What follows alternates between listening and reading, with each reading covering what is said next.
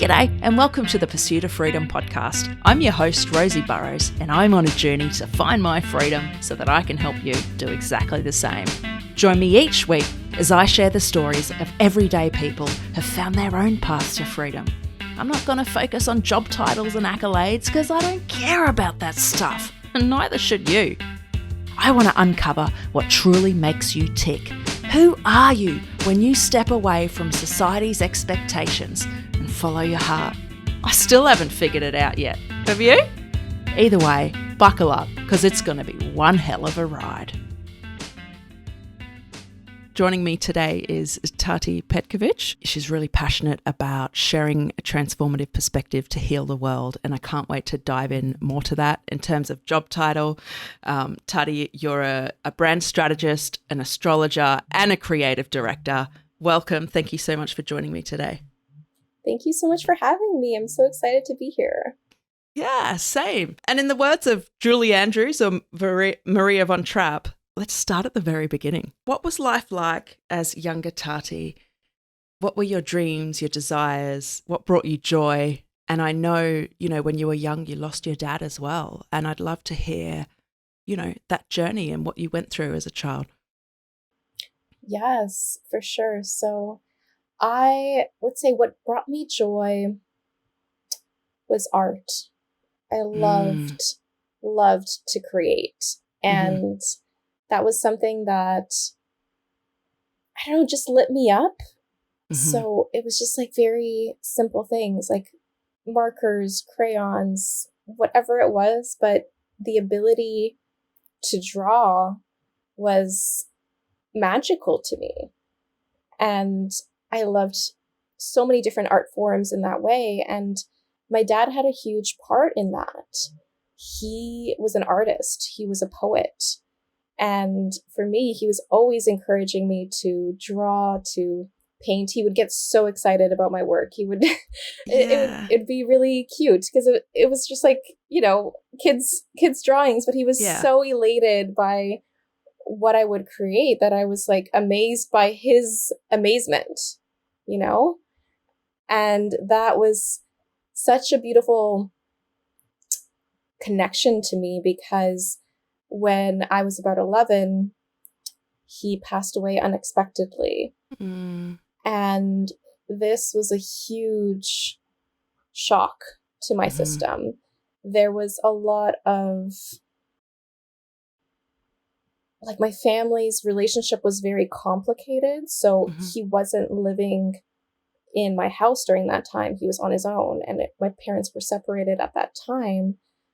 And I honestly did not accept his death for years, because a part of me felt like, no, I could still feel his energy. Like he's still around. He's going to come back. He wouldn't leave me. He's going to come back. And I think it was such a challenging childhood when I didn't really understand why he wasn't there. So I think when you lose a parent at such a young age, it can be quite devastating. It's my whole identity shifted because I no longer saw myself the same way. Like I didn't have that joy anymore. And I was like, oh my goodness, someone can't love me in the same way. And it took a really, really long time for me to heal. And that was a journey. That was decades of healing. I'm still healing now, but it's this process where I feel so much more peace and joy now. And I know you've also lost your mom, and I'd love to hear your experience on that because it's honestly not talked about in terms of the grief and how much it can weigh on you. Grief is so difficult, isn't it? I mean, that's an understatement. But I like that you said you're still healing. So am I.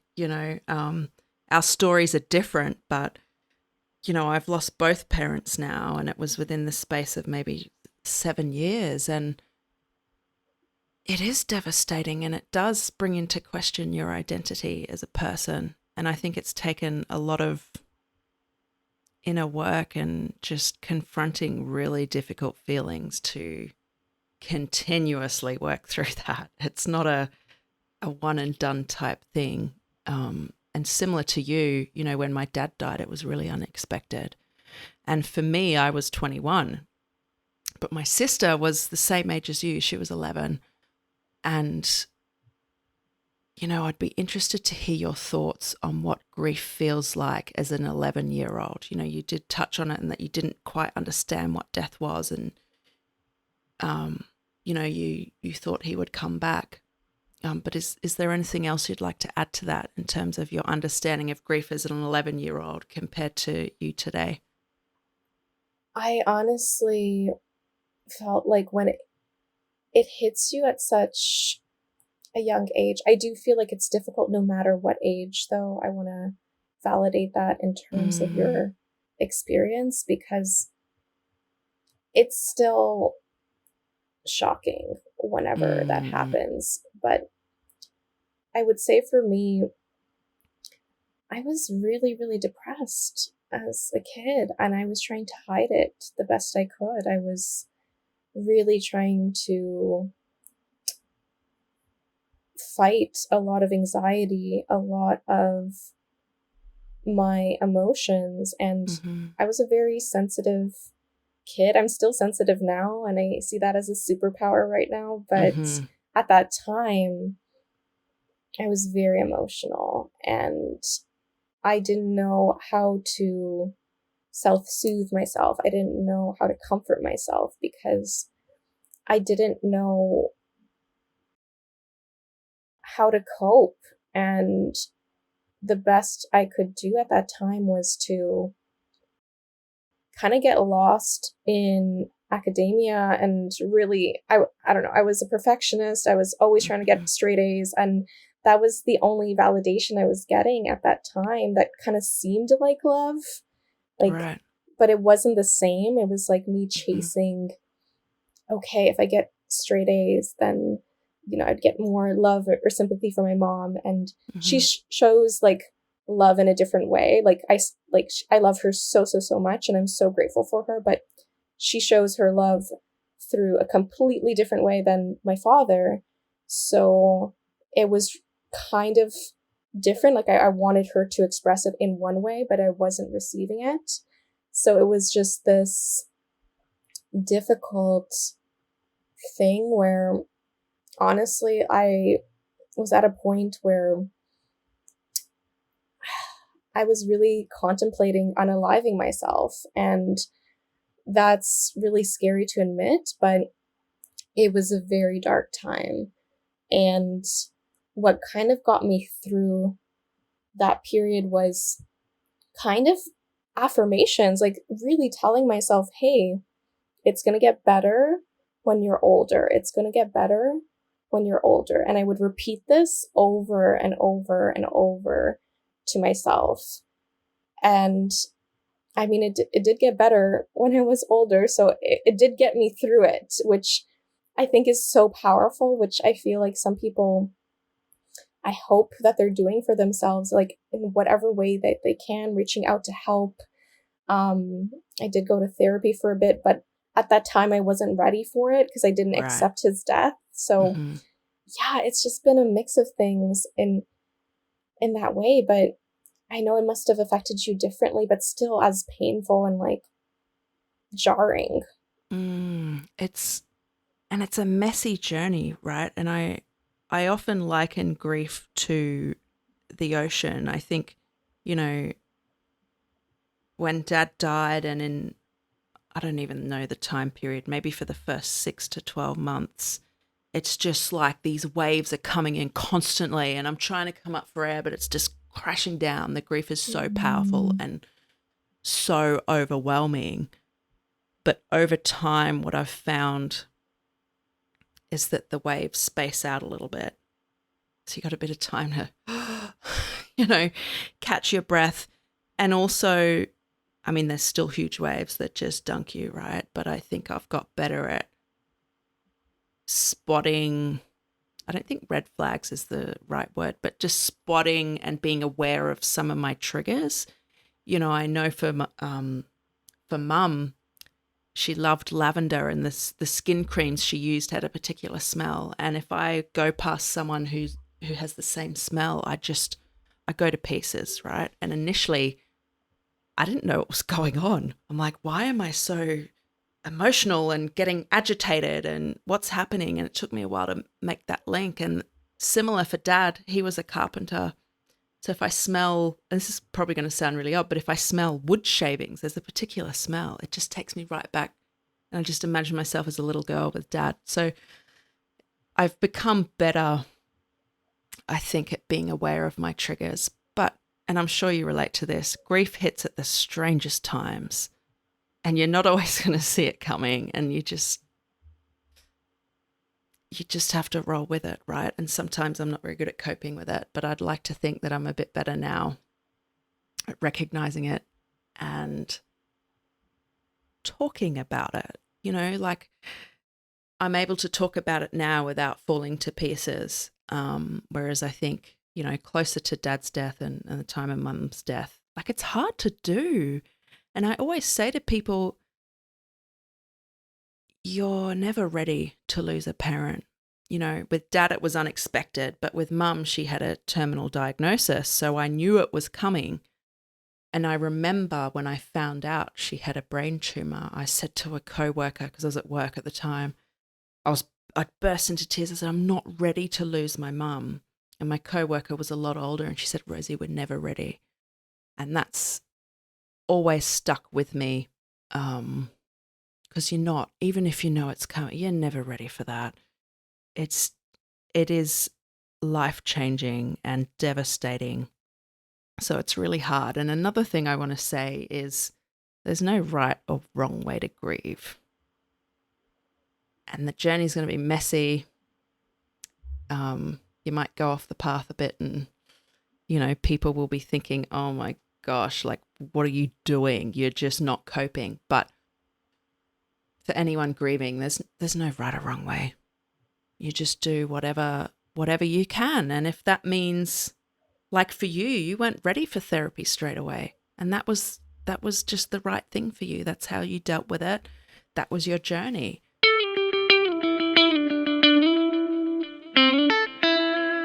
I remember I went to a grief counselor, and she drew this diagram on the board about the different stages of grief, and it was just really clinical. And I'm like, what are you doing?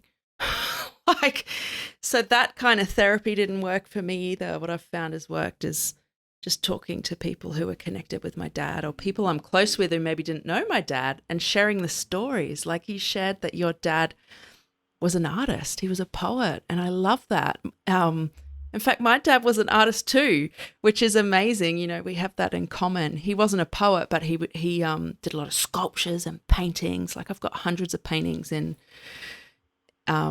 they can't all be in my house. I don't have a palace, right? But a lot of them are in storage, and it's so special, right? Hanging on to those things. And it's nice to have those fond memories to look back on.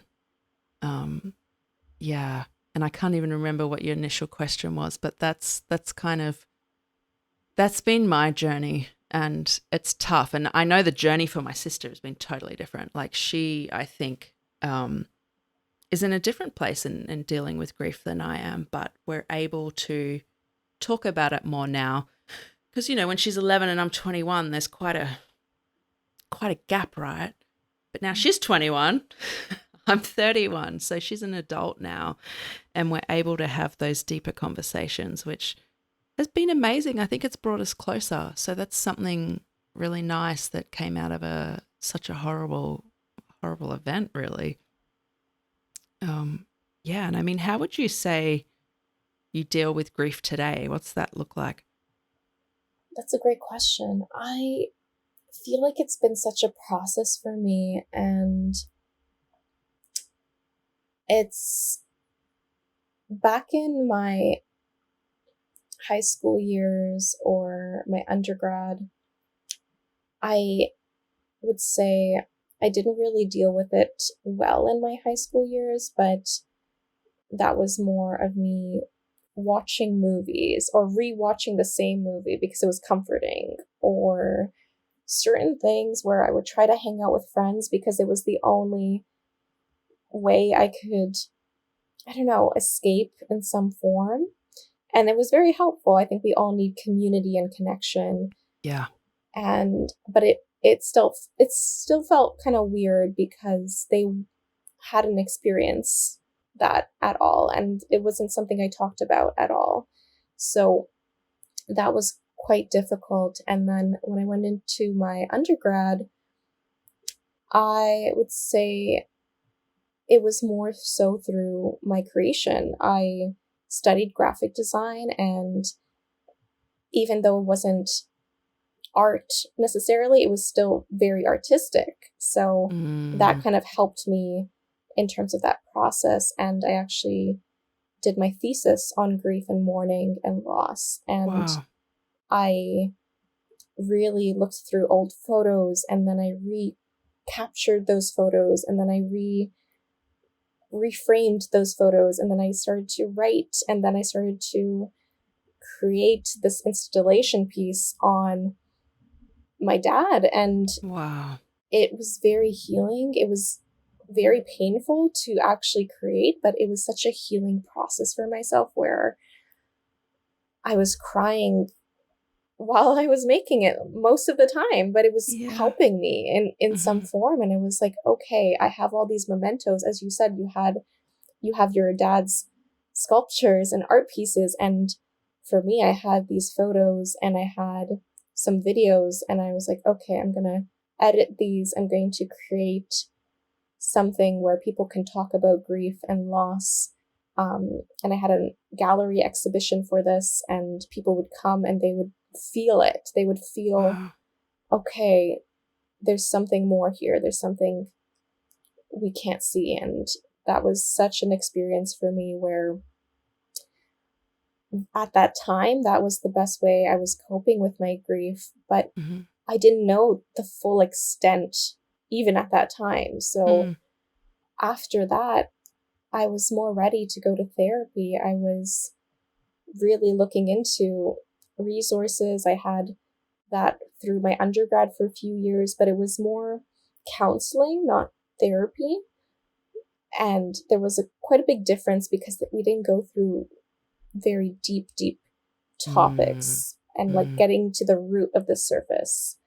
And then when I finally went into my master's program, which was a few years after, that's when I had the ability for free therapy in Canada.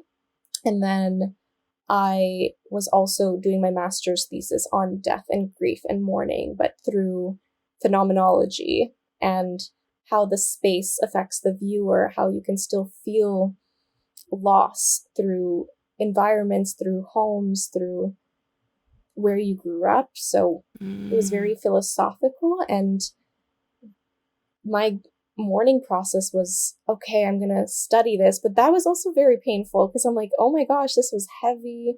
Yeah. I had to bring up all these feelings. And then I was also going to therapy at that time. And that was the first time in therapy at like the age of 25, 26, when they finally told me, hey, you just suffered from a lot of trauma growing up. Yeah. And I honestly was like feeling the energy of just glass shattering because I was so shocked by this. I didn't understand what trauma was. I thought it was very extreme. But then when I started to understand, no, how are you coping? And it was just this interesting way where I was like, oh my gosh, someone finally told me what I've been through and what the label for it was. And that was extremely helpful. So for me, it's been a journey and process. And then now my mourning grieving process, after a few years of therapy, which was super helpful, I found astrology, and astrology was super healing for me. It was this tool where I could understand, okay, there's a greater purpose to everything. This had to happen for a reason, or it felt as though this was part of my story, and I can help others in some form to heal through their story and to heal, to know that they're not alone in this process or this space. And then I also have done so many other healing modalities. So like EFT tapping, I've done meditation for years, I've done journaling for years. It's been so much of a process, but it's been painful and uncomfortable and messy, and it's been a lot. So yeah, I love to hear your process as well. Yeah, I'd just like to say what an amazing journey, and how powerful that you found a way to help yourself heal through your studies. Like, that's not something that I experienced, and it just sounds, yes, very painful, but also extremely transformative. And you were able to share it with people and form connection with others, which I think is so beautiful. In terms of, how I grieve and mourn today, I think I'm quite a sentimental person, so I really like to, I'll go through old photographs and just remember, a point in time with my parents, and it'll often make me cry, but you can't avoid that. Like, grieving and mourning is painful, and that's never going to change. I don't think at any stage it's not going to be painful. But that's something I really enjoy doing, looking back at memories and photos. And I like to share them with people and talk about my parents. Like, look, my mum started drumming, I think she was 57. And she started to learn the drums and was in a band. Like, how badass is that? So that's something I share with people. And Dad was musical too, actually. He learnt the double bass in his 40s and also sort of was in a band with friends, which was really cool. So that's stuff I like looking back on. And another thing I'd like to bring up, I think it's very easy sometimes to look at those we've lost through rose-coloured glasses, but there's the not so nice stuff too. And I think it's important to just acknowledge that as well. We're all human. Nobody's perfect. And, I don't think we should dwell on the bad things or things we didn't like so much, but it's part of it. It's part of their memory. And I think it's a disservice to ignore that. So that's something I just want to bring up. You mentioned before you lost your dad so young, and not many people have been through that at that age. And even for me, a decade on from you, people at my age hadn't lost a parent, at least not in my circle, and it was really lonely. And I just remember so many times they'd be bitching and moaning about their parents and, they wouldn't drive me to the shops. And I'm thinking, wow, that's so trivial. And I wouldn't say it out loud, but it would actually make me angry, which is hard. I can't expect someone who hasn't dealt with a loss like that to possibly understand what I've been through. And they're not trying to be insensitive. But, it was hurtful when people say stuff, or even when people say things like, oh, I could have died. I almost died. It was just so bad. And I think, really? And over time, I think I've become less sensitive to those things because I've found that it's too hard to take all of that to heart. Like, I just can't carry that. So I try to lead with empathy, really. And those I'm really close to, I'll share with them. Actually, I found that really triggering. And, can you be mindful that when you're around me, maybe, be a bit more thoughtful with your words. And that's been something that's really hard, or I've found really hard to do. But also, it's been a bit of a game changer. And I have friends now who will say, if they're sending me a message and it might be to do with death or a traumatic event, they'll say, Rosie, just a trigger warning, And I find that so helpful, because if I'm in a bit of a bad place, I'm like, okay, I'm going to read that later. Like, I'm not in a space for it. So I really appreciate that from people. But yeah, my morning looks very different now to what it did. It was a lot more difficult to talk about mum and dad at the closer times to their death. And I remember with mum, she was a single mum after dad died, right? And people would say things like, oh, you just need to move on. And, I remember someone quite close to our family actually saying to me, this was when Mum was dying and in her last week, she's like, yeah, your mum never really got over Steve, did she? Steve was my dad. I just sort of thought, what? You don't get over people, so that kind of made me get a bit defensive. And I didn't say anything at the time, but I think, for those of you listening who haven't experienced the loss of a close loved one, be mindful of that. And Tati, I'd be really interested to hear your thoughts on this whole concept of moving on. I don't think that's a thing. I haven't moved on from my parents dying. I think I'm moving forward and learning how to carry that grief with me. It is such a big part of who I am. And at times in my life, I've tried to shut out that grief, compartmentalize it, and just try to live my life as if that's not part of me. And it never works well. Like I think acknowledging your grief and carrying it is important. You can't dismiss that. And I really don't believe in the notion of moving on. What are your thoughts on that? Yeah, I'm so happy you brought that up because I completely agree.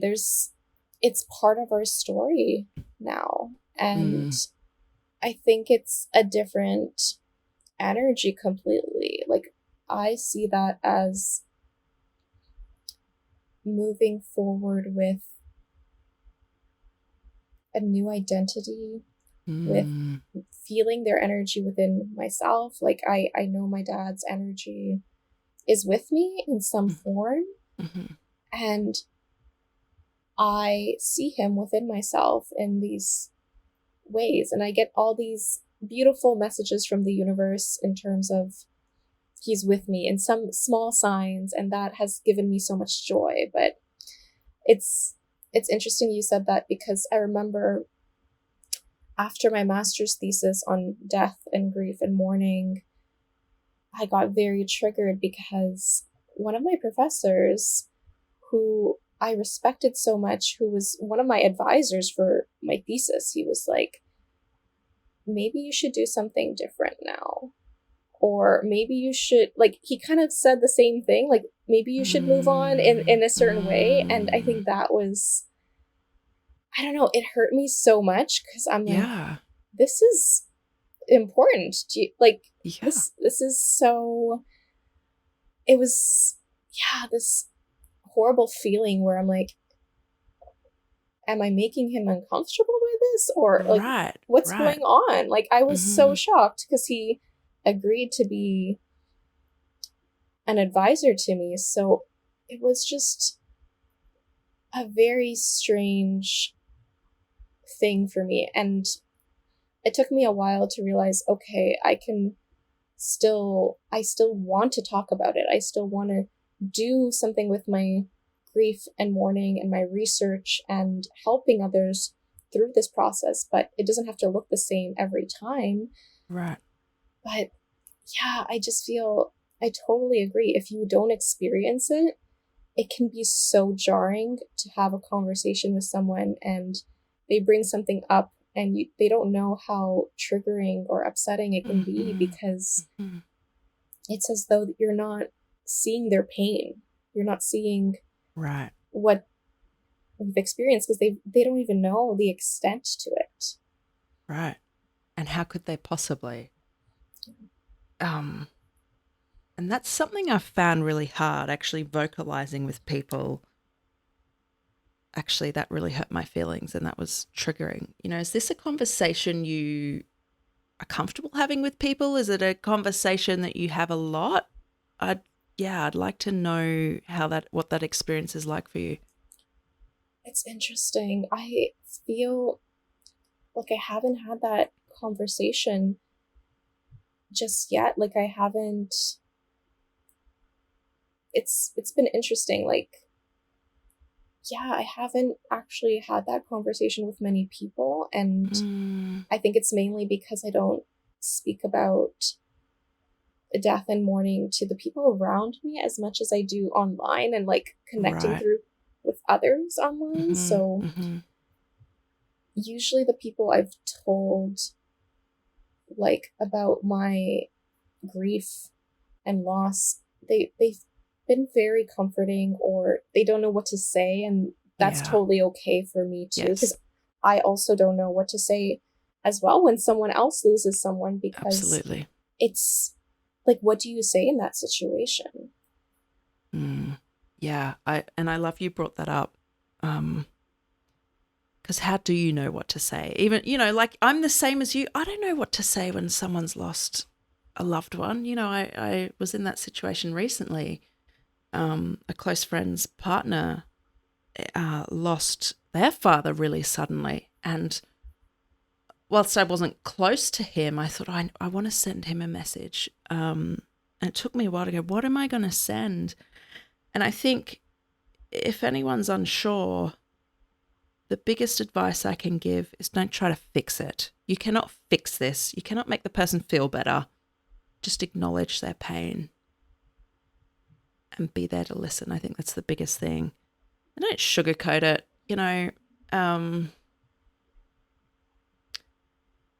Everybody has a different view on this, but I'll be honest in this. Some people, in fact, I remember I got a phone call from a close family friend the day Mum died, and I hadn't told them yet. It had only been a few hours. And I told her on the phone, and she said, "Oh, she's in a better place now." And I know that's an important belief for some people, but for me, I kind of found that hurtful, and I thought, and I didn't say anything because I don't want to make someone else feel uncomfortable or invalidate their beliefs, their spiritual beliefs. But I just caution, be careful with that, if you're not sure what that person's beliefs are, right? So I think the biggest thing is just be there and hold space for the person. I found it so healing to just sit with someone and they just listen to me. I didn't even have to say anything. I find that so healing. And they can't fix it. I don't need them to say, it'll get better, it's okay. I don't need them to say any of that. I just want them to hold space for me. That's my biggest thing. But I find it interesting that you haven't had that conversation about certain things being triggering to a lot of people. I haven't either, because it is uncomfortable, that conversation. You're being very vulnerable when you share that with someone.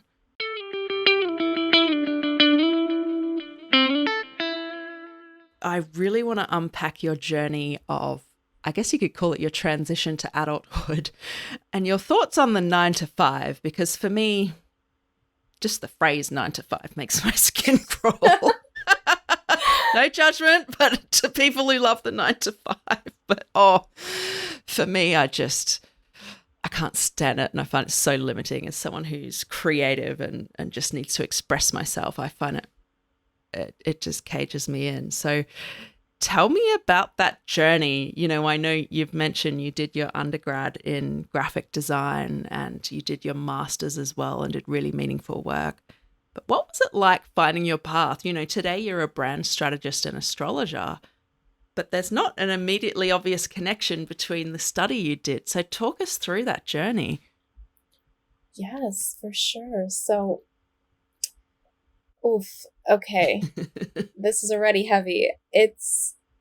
I did a lot of internships when I was in my undergrad. I was so afraid of not getting a job or finding work because professors would scare us a bit in a way of like, you need to step it up. You need to like go the extra mile. And for me, I took that very seriously. And I had a few internships, but one that I had, which was my first full-time internship, this was for 2 months in the summer, and I took an extra year for my undergrad. So this was after my 4th year. I had this internship and I went in and I'm like, oh my goodness, I can't believe people do this. every day. I was so shocked by this because I'm like, this feels so restrictive. This feels so depressing. Right. And I loved what I did. I loved design. So for me, I felt so uncomfortable. I was like, okay, what do I do?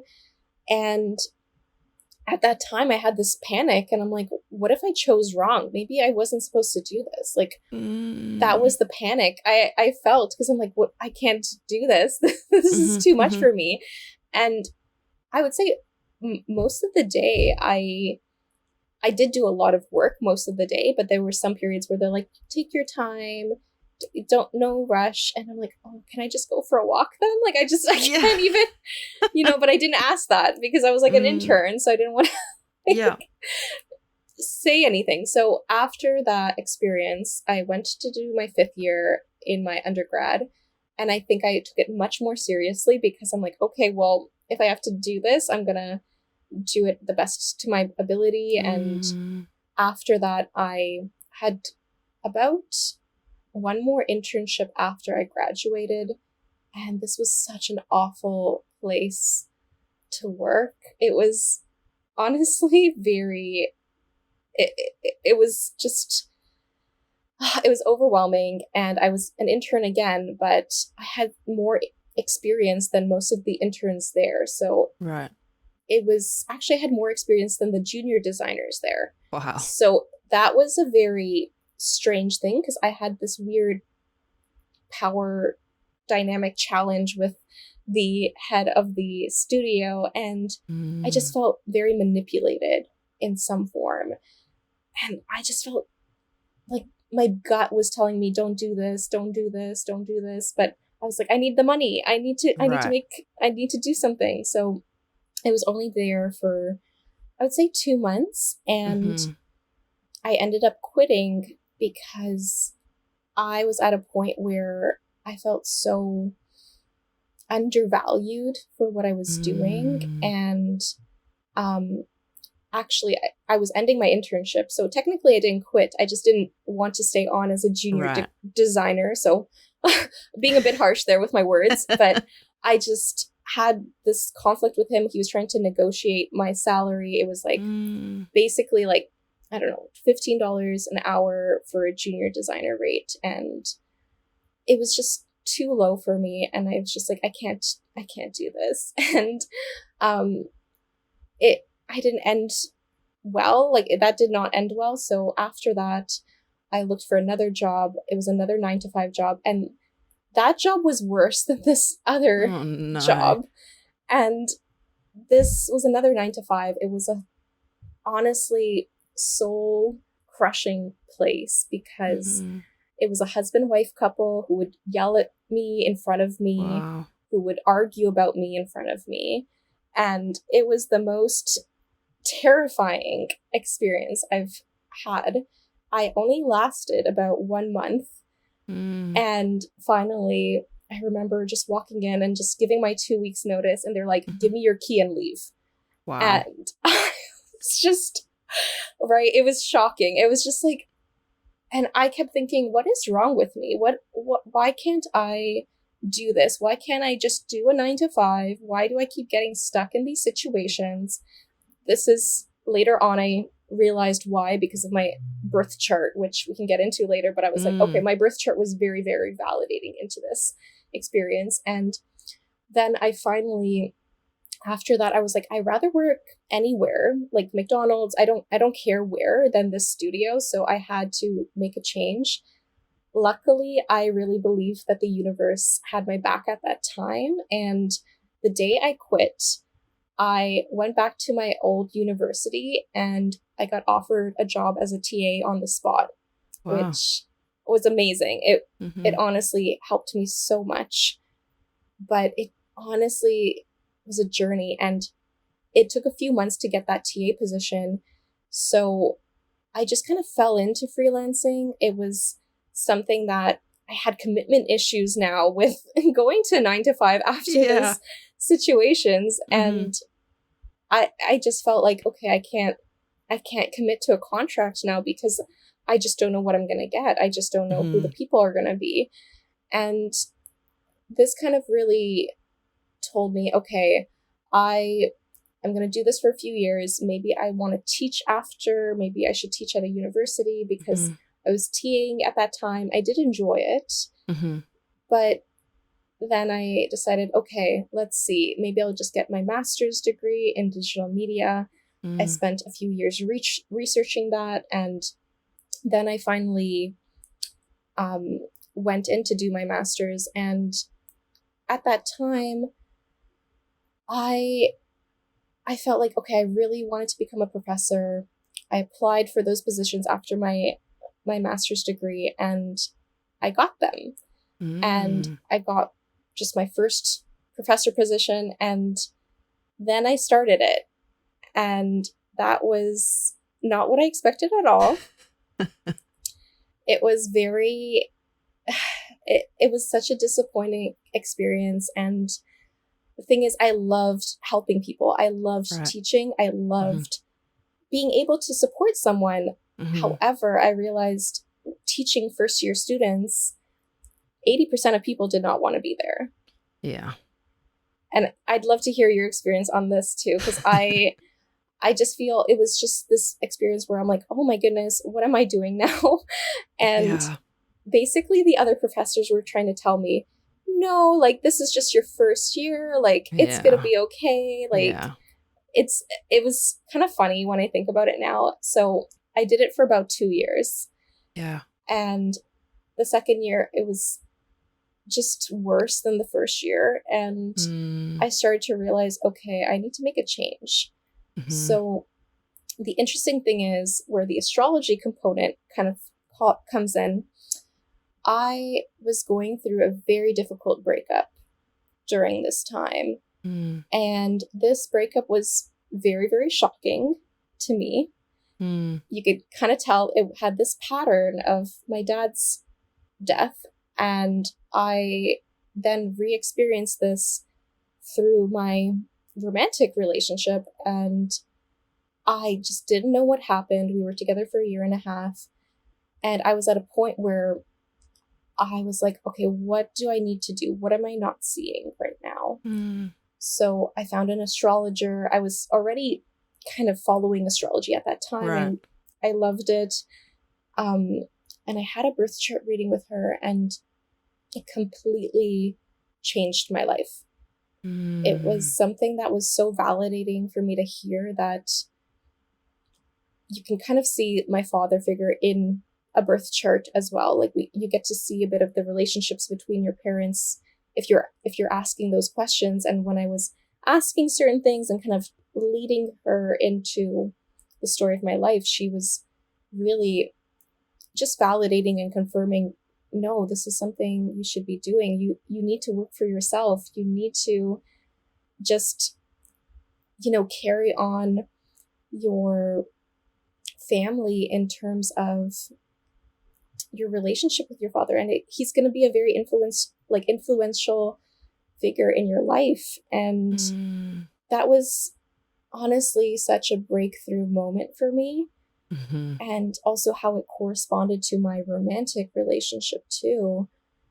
So it was so healing at that moment where I was like, okay, I need to study this. I need to do this. Like, let's dive in. So I started to study with her. She was my mentor for a few years, and that was so helpful for me. And at this time, I was also writing a poetry book about my breakup because I had a lot of healing to do, and poetry was super, super healing for me.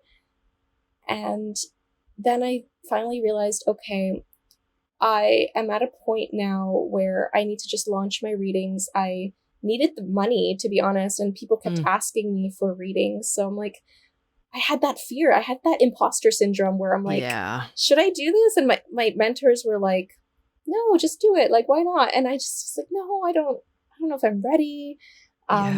So it took me a few years, and I was studying a lot, but I don't know. It was so hard to make that jump. And when I learned it was my Saturn return, which was like a major pivotal point in your life when you're around the ages of 29 to 31. That's when you go through a life-changing event. And for me, I was like, okay, I need to just start this. I need to just jump in. And it was honestly the best decision I've made. It's been challenging. There's been a lot of ups and downs, but it's been something where I really, really love what I do, and helping people through their own journeys of understanding their own story. And then I started to incorporate it with my brand strategy work in terms of my design, in terms of helping people in terms of their business and how they can grow their businesses, how they can establish a voice and a brand for themselves. So I incorporated them both, and that's been amazing. But that's been my journey with that. But I kind of love to hear your thoughts on the 9 to 5 as well. Whew, yeah. Yeah, let's go there. I'd like to say first, though, like, I think it's amazing that you're in this place now where you're really owning your story and living in your purpose and giving back to people and expressing yourself creatively, and you've managed to incorporate all these different parts of you and what you do, which is just, to me, I find so inspiring, and I hope people find that encouraging. If you're feeling at the moment, gosh, is this all there is to life and this is not feeling right, you can change that. You know, for me, the 9 to 5 has never felt right. I've always, since I was a kid, wanted to do my own thing, you know, and had that entrepreneurial itch, I guess you'd call it. You know, I remember as a little girl, I tell this story quite a bit. You know, I was 8 years old, standing in my driveway, you know, trying to sell bookmarks. So me and a friend, they were terrible bookmarks, by the way. We found some scrap paper and we had crayons and like scribbled all over them and cut them out. We didn't even use a ruler, so they're all wonky. And we're in the driveway shouting out, bookmarks for sale, you know, trying to sell them for 50 cents. And no one bought them. And our parents must have felt sorry for us because they bought a couple. But, you know, like, I've always just wanted to be creative and try new things. And, you know, like, I remember a bit older in childhood doing a lemonade stand. And, you know, all throughout my life, there's been different things. You know, I've done a bit of graphic design stuff and selling stickers and T-shirts, and I've done reselling online and, you know, a bit of coaching. So I've always had that thing within me where I've wanted to do something different. But I've also done teaching. So I started in primary and secondary school, and for years I was like, yeah, I want to teach, I want to give back, I want to inspire people. I knew I loved teaching, and, you know, I started in my full-time role, and it was just awful. I thought, what is this going to be the rest of my life? Like, this is just rubbish. And people would say to me, similar to you, oh, it's your first year, you know, stick it out, it's going to get better. And my soul was just, it felt like it was just disappearing, and I was losing who I was. You know, I knew within a few months that it wasn't for me, even though I'd dedicated 4 years to a degree to become an educator. I knew within a few months, I don't want to do this. But it took me 2 years to be brave enough to leave. And similar to you, you know, you get to this point, you just have to take a leap of faith. And the way I see it is, I chose to put myself first by leaving that job. I was brave. I listened to my inner voice. I stopped falling into the people-pleasing trap and worrying about how people would judge me. And I just went, you know what? This doesn't feel right. And deep down, I know to do something different. I had no idea what I was going to do. I had no job lined up, nothing. I just left. And it felt amazing. Like, this hands down the best career move I've ever made. And I found myself in youth work doing really meaningful work. And that wasn't a 9 to 5. That was shift work. And I loved it. I loved the freedom it gave me. But after a while, it still felt like I was stuck in the rat race and in the status quo, which felt really limiting. But funnily enough, after that, I went into a 9 to 5.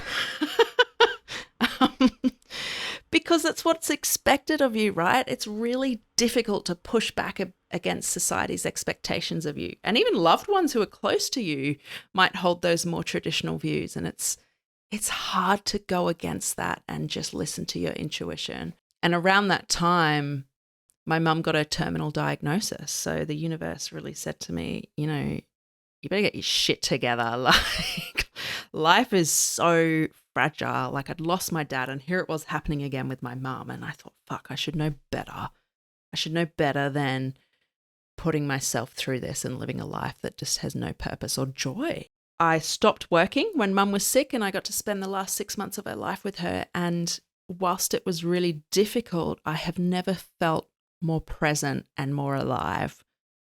You know, I remember people saying to me at that time, wow, like, you look really good, you know? Like, here I was losing my mother, my other parent, such a difficult time, but people, you know, and the person who said this to me was actually someone I wasn't super close with. It was a colleague I'd worked with, but they could pick up somehow on that energy, which I find really interesting. But yeah, my journey navigating the 9 to 5, I'm still on it. So what I did after mum died, I ended up studying. I did an MBA because someone said to me, oh, I think you'd be good at that. And I went, oh yeah, okay, cool. Someone believes in me. And I did it. And, you know, I did great, similar to you when you were a child. Academically, I did amazingly. I graduated as valedictorian, but that didn't really give me any purpose or meaning or joy. And then, you know, I got headhunted into a role at the university doing project management, and that felt shit. And then I got into another 9 to 5 at the university, which I'm actually in now. And my boss is amazing and I've been afforded a lot of creativity. But, you know, I've only been in that role just over 12 months. And, you know, whilst it's an enjoyable role and I have a supportive boss, it's got to the point where I'm like, I don't do this. I just need to be me. This isn't me. So I'm actually leaving that job at the end of next week and it feels freaking amazing. I don't have a plan, but here I am launching a podcast and I'm just leaning into my creativity. Like, I really feel like I'm living in my values right now. Creativity is a huge one for me. So yeah, I don't like the 9 to 5 and here I am trying to break free of it. So I feel like you're ahead of me in that. You've found your way out. And I'm kind of at the beginning of that journey and I'm so excited for it. It's terrifying as well, but I'm trying to just, you know, I was saying this to you earlier before we started recording, I'm trying to lean into the joy of it and have fun. It's going to be imperfect. I'm going to fuck up. And it might not turn out, but you know what? I'd rather give it a go. I'm going to regret it if I don't. So that's been my experience of the 9 to 5. And I've found it challenging because a lot of the people in my life, they are in the 9 to 5 and they don't get it. They don't really get it. They're like, Rosie, what are you doing? Like, you're throwing away a secure job. And I'm like, you don't understand. And that's okay. But this is what feels right to me.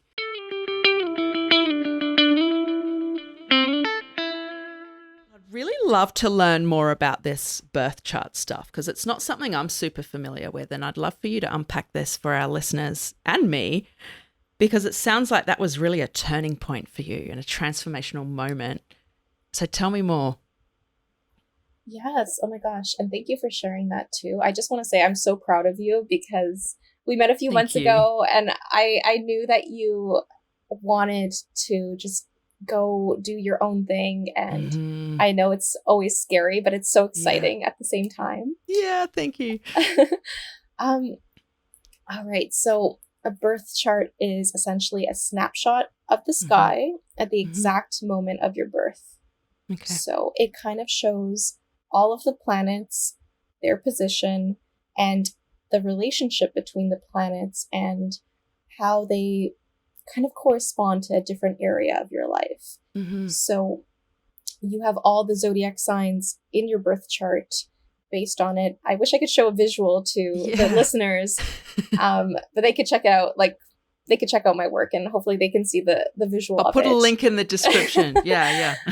But essentially, with a birth chart, it's more so this tool of understanding yourself, your life in a completely different way, your strengths, your challenges, your life path, your career, your relationships, your blind spots, what you're not really seeing. And for me, it was such an eye-opening experience because I know that astrology is not considered a science at all, and I don't claim it to be a science at all, but it's more so this empathy tool, this meaning-making tool that I see it as, and a lot of other astrologers consider it a language that we can use to really help us discover more about ourselves and what we can learn about our life experience. And the beautiful thing about it is it also can show you your business birth chart. So if you have a business,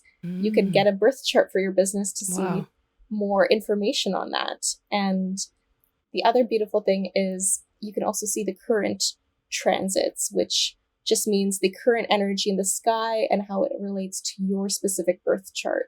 So what is currently happening in the sky?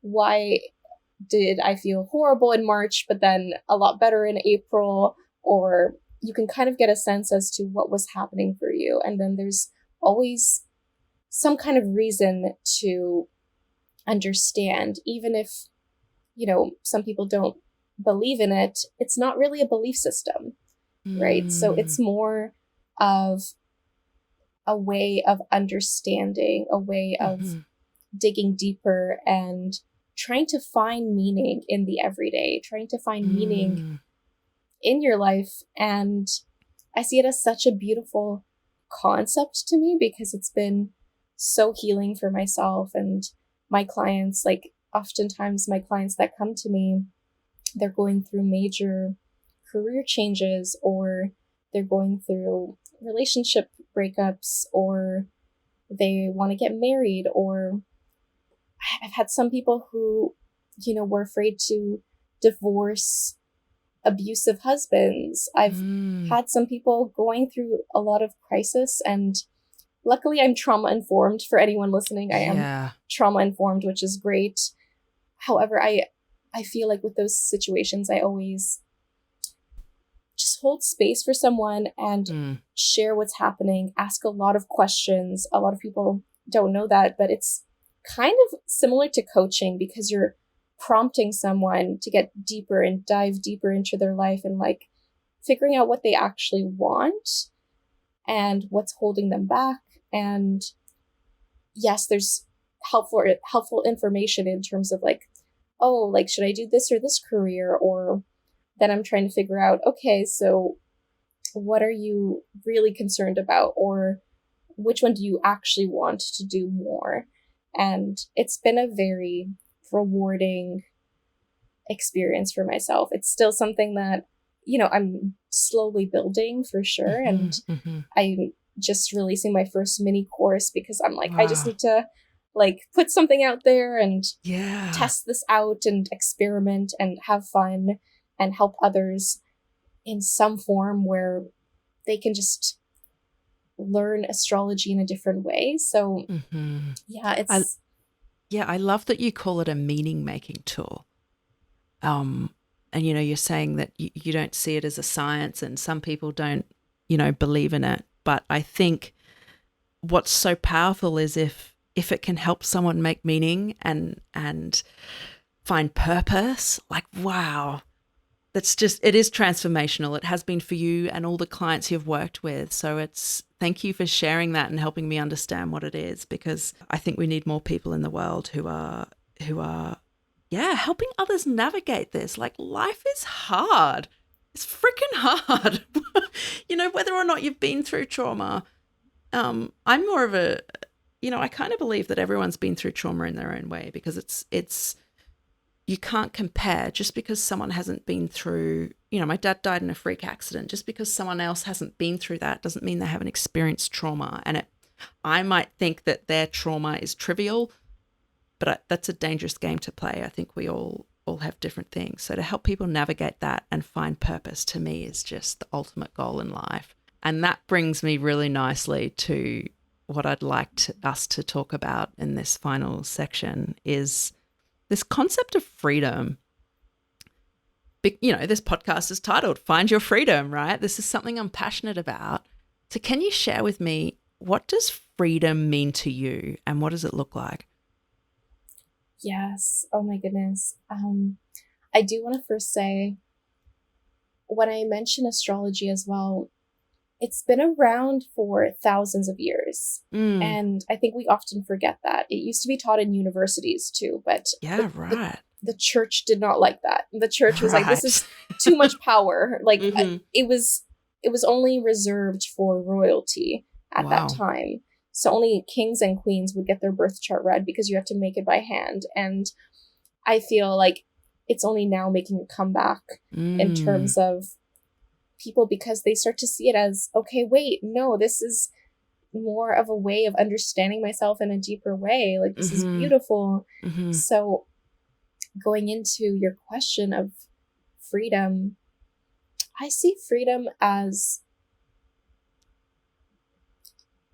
having choices, having the ability to choose the life you want and to have the ability to find yourself. I really see it as this beautiful way of living life, of getting to do what you love and also being with the people you love and having a good balance to your life, which I would say the 9-to-5 can be very difficult for that because, right? Like, it's because then you don't see the people you love as much as you want to, right? So the people you see most would be your coworkers or your bosses. And that's something I realized when I'm working for myself. It's been a very difficult up and down journey, especially with finances. However, it's been the sense of finding the inner trust to keep going. I feel like that was me trying to cultivate the feeling of freedom, of if I can just believe in myself so much and just trust that the universe has my back, then that's what's freedom. That's what is freedom to me personally. Like, I just want the freedom to do what I love, to have my basic needs met, to really be able to enjoy time. Like, the time is a huge thing, I would say. Time for me is everything. Like, if I know that I can have the time to spend time with my mom, to spend time with my friends, to spend time even just by myself if I need to rest, if I need a mental health day. I think that's huge. But yeah, I'd love to hear your perspective on freedom. Yeah, your explanation was beautiful. And I think I align with a lot of what you're saying. And I love that you're talking about this concept of inner trust, both in yourself and the universe. I know for me, when I put myself first, which is to me about believing in myself and what's important to me, great things happen every single time. When I'm all caught up in society's expectations and worried about what others will think, it never works out well. It just doesn't. So becoming aware of that for me has been so important. And another thing you mentioned was this concept of time, and that's huge for me. You and I are, so aware of the limited time we have on Earth and how out of our control that is. It is. We don't have control over that. So for me, it is so important to be purposeful with my time. And I've never felt like I can do that in a 9-to-5 because, like you say, I'm spending most of my time at work with colleagues and not the people I truly care about. It also restricts the time I can put into the things I love doing, like being creative, doing this podcast, converting my van. I, build random wood projects that are never square and are terrible, but I have fun, right? And that's something I want to spend time doing. Or walking my puppy. I want to spend time with her, and I want to spend time with my partner and travel. So freedom to me is being able to be more purposeful with my time. And something I really want to touch on with you, which I hope is valuable to people listening who maybe are grappling with fear, right? You mentioned finances, which is a very real, that's a big thing, right? We do need that. We need money to be able to meet our basic needs. It is scary, but I think people should begin to question whether or not a 9-to-5 is actually that safe. We always see it as the safe option and it's secure. Is it really? I mean, we're seeing all these layoffs and you are relying on somebody else for your money, totally relying on them. It is out of your control. It really is. So I think people should question their existing beliefs around that. And that's hard to overcome, but I think definitely question that. But what advice would you give to people who are really just grappling with this? Like they think, okay, I need to leave the 9-to-5. I want to live a more purposeful life, but they're just hedging and they're scared. What would you say to these people to help them make that next big decision? Yeah, I think I would say a few things, and I want to go back to what you were talking about in terms of, we both have experienced the death of, you both, your parents, me, my father. I've had quite a few godparents, and all my grandparents pass away right after my father too, which I haven't mentioned, but it was just death after death after death, where I was just like, okay, this is supposed to teach me something. I don't know what it is, but for me, it's like life is short. Things can change in one day. Right. Anything can change in one day. It could change in an hour. And I can prove that because that 1 hour birth chart reading changed my life. And yeah, I've seen that happen for some of my clients too, where they've changed careers, they've left horrible, marriages that were quite abusive, and they were just afraid of leaving. And I think when someone is debating if they should leave their 9-to-5, and if they're stressed about money, to be honest, I'm still healing my money wounds. I'm still healing a lot of generational trauma. Right. I'm still healing so much. So I don't want to claim to be an expert at all, because I'm in this place where I've learned that money will come and go. And I trust it to come back to me, because it always has. Even if there's been dips, it always comes back around. And I'm getting into a place now.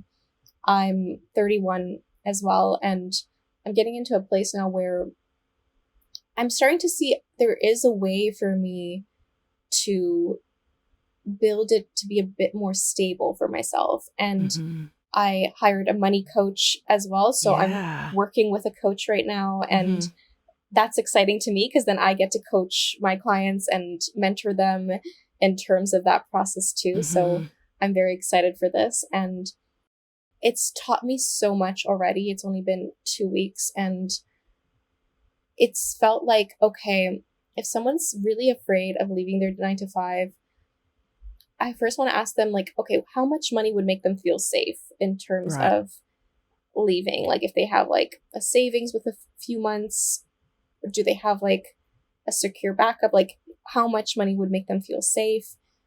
What would a plan make them feel safe? Would just an understanding of, can you go part-time first if that's something you want more?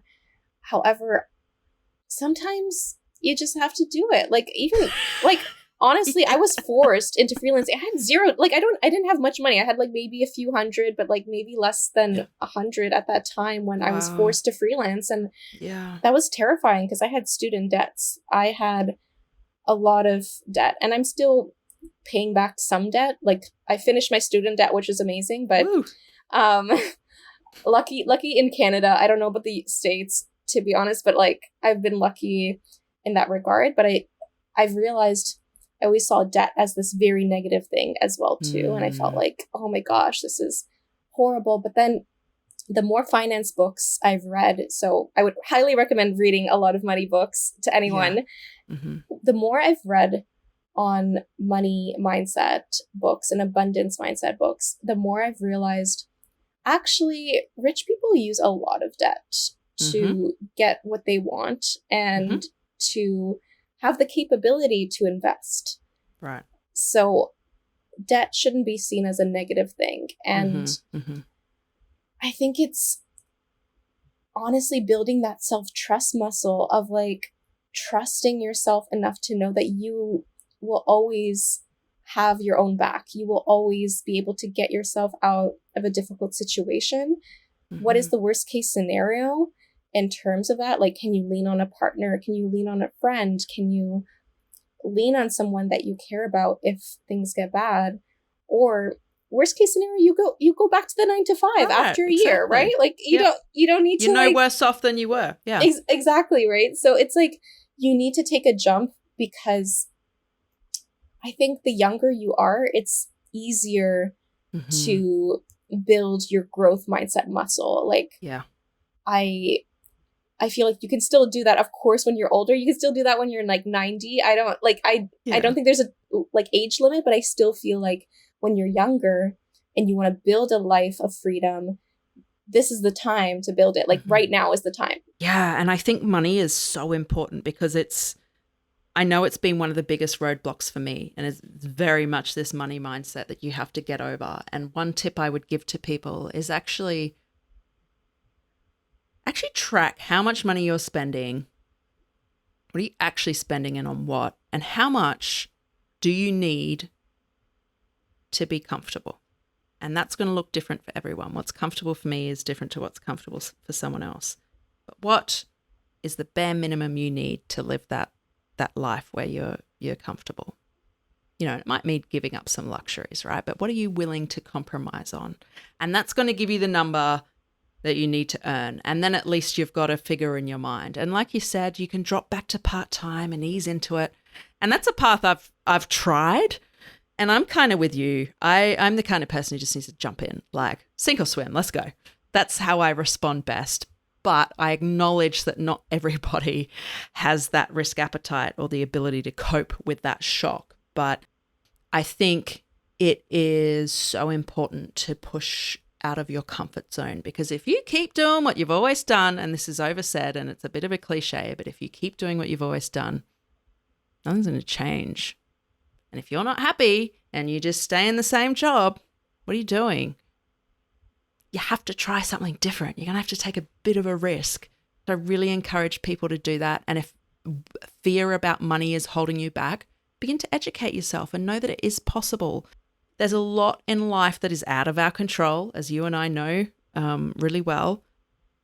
But there's things we can control and that we can make decisions about.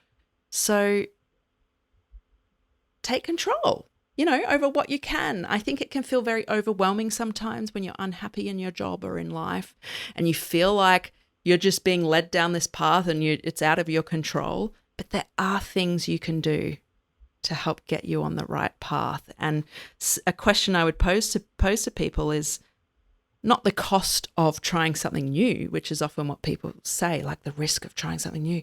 What's the cost of doing what you're doing right now? What would the cost have been if you stayed in a 9 to 5? What would the cost be for me if I wasn't brave enough to quit mine? I think that's something people should really think about.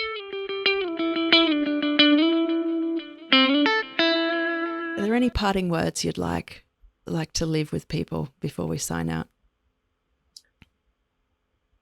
I would say learn to really deeply love yourself and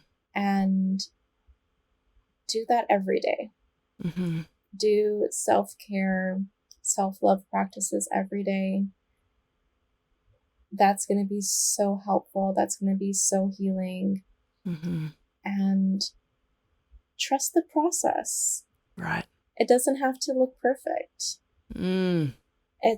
It can be messy, it can be vulnerable, it can be emotional, but share who you are in the most authentic way, and you're going to meet some amazing, amazing people, and one of them is going to be yourself. Right. Love that. One of the amazing people you're going to meet is yourself. I love that. What a powerful message. And on that note, I want to say thank you so much. This has been an amazing conversation. I've learnt so much, and I hope people who are listening have learnt a lot too. And if anyone's interested, Tati, in finding out more about what you do and perhaps using your services, where could they find you? Yes, you can find me on Instagram at Tati Petkovic. You can also find me on my website, which is moonsign.ca. And you can also find me on YouTube, which is Moonsign Insight. And you can also find me on TikTok as well. So cool. Yeah. Tati Petkovic on TikTok. Perfect. And I'll put links to all of that in the description in case people forget or don't have a pen to write that down. Thank you so much for this chat, and let's talk soon. Yes. Thank you so much. Thank you. If this episode resonated with you at all, could I please ask that you share it with a friend who you think could get value from it? And whilst you're doing that, make sure you follow and subscribe to the podcast so that you never miss another episode. And whilst you're following or subscribing, please leave us a rating, preferably 5 stars, and also a written review. Doing each of these things is going to help this podcast reach more people and impact more lives, which is, at the end of the day, is what we're here to do. Thank you so much. I appreciate you. Remember, you matter, you're worth it, and you are so, so capable. Take care of yourself, and I'll see you next week.